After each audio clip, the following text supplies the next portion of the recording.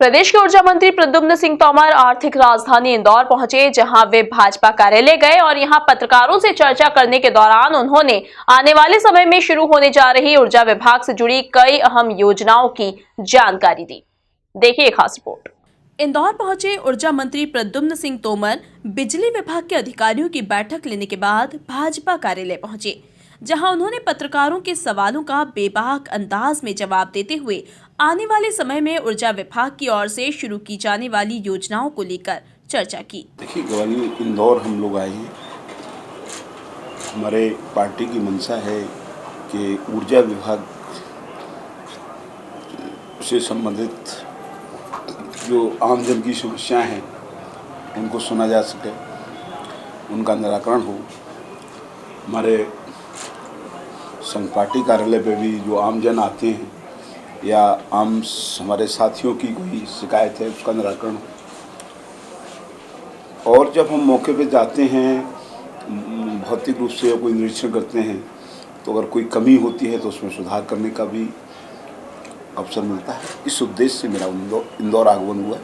प्रदेश में लगातार बढ़ रहे बिजली के दामों को लेकर पूछे गए सवालों का जवाब देते हुए ऊर्जा मंत्री ने आयकर दाताओं को सब्सिडी के दायरे से बाहर करने की बात कही। देखिए, मेरा आपसे आग्रह ये है कि दिल्ली में आप की बात करते हैं, हम दिल्ली मैं थोड़ी सी बात आपसे, आप पूरी बात थोड़ा सा सुन लेंगे।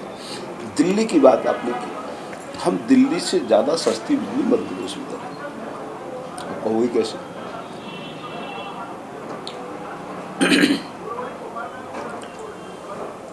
आप पूरा देखिए कि दिल्ली में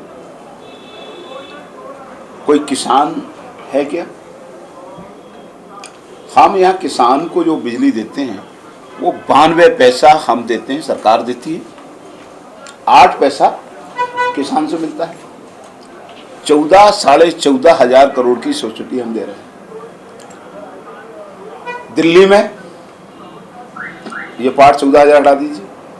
अगर मध्य प्रदेश में भी अगर यही हम 14,000 करोड़ रुपए आमजन को सब्सिडी दे दें,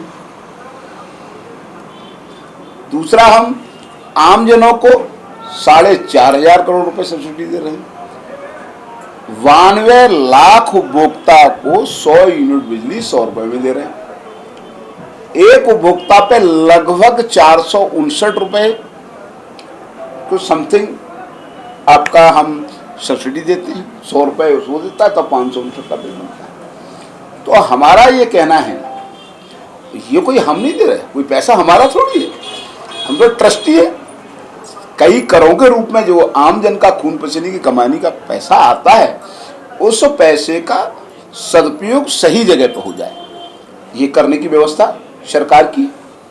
तो उसी भावनाओं के तहत गरीब जिसके घर जरूरी है, लट्टू जले, उसका बेटा बेटी पढ़ सके, उसकी आमदनी के स्रोत कम है, तो उसे सब्सिडी मिलनी चाहिए और सरकार गरीब के साथ दे रही है।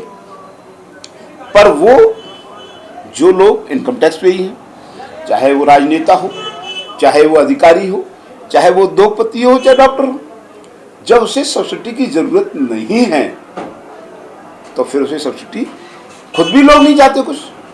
कुछ लोगों ने तो मुझसे खुद ने कहा कि हमें जरूरत क्या है इसकी सब्सिडी की। तो उन आयकर दाता को हमने इस स्कीम से बाहर निकाला है। इससे लगभग 6 लाख ऐसे उपभोक्ता हैं, तो जाके साल में 300 करोड़ 300 साढ़े 300 करोड़ रुपए बचेगा।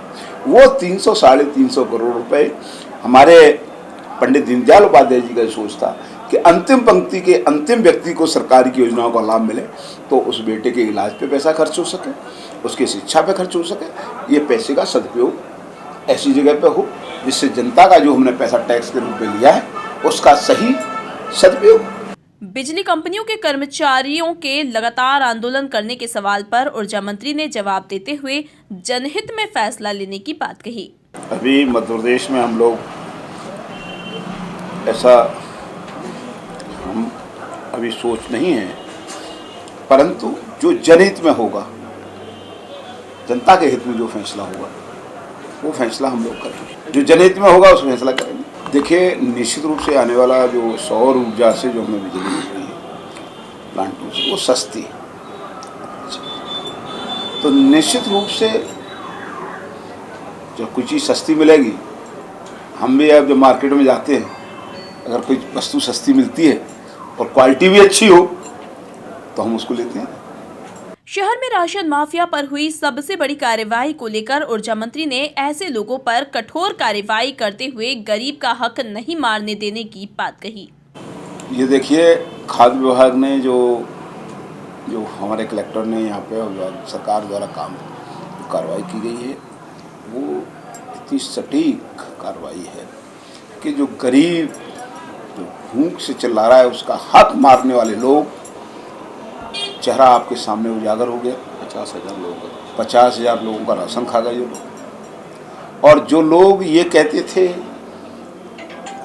कुछ दिन पहले मैंने पेपर में पढ़ा था, कमलनाथ जी कह रहे हैं कि भारतीय जनता पार्टी के लोग माल टकार रहे हैं, पर मेरे ख्याल से अभी सूची सामने आ गई होगी कि वो भारतीय जनता पार्टी के लोग हैं कि कांग्रेस। फोटो सामने आ गए, फोटो सब सामने आ गए। इसलिए ऐसे कृत्यों पे, जो ऐसी घटनाएं हो रही हैं, उन पे हमारी सरकार बिल्कुल सशक्त है और हम कठोरतम कार्रवाई कर रहे हैं, जिससे किसी गरीब का हक ना काटा जाए, ना उस पर कोई डाका डाल सके। बहरहाल अब ये देखने वाली बात होगी कि आने वाले दिनों में लगातार जारी बिजली के दामों में वृद्धि किस मोड़ पर जाकर ठहरती है। Bureau report, MP news, Indore.